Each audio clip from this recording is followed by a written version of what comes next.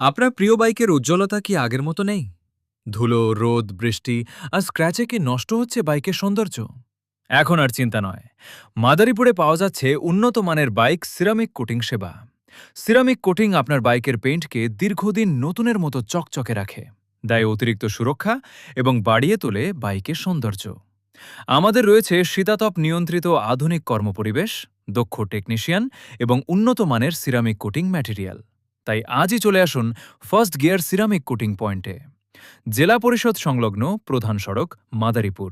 016 454 72 592।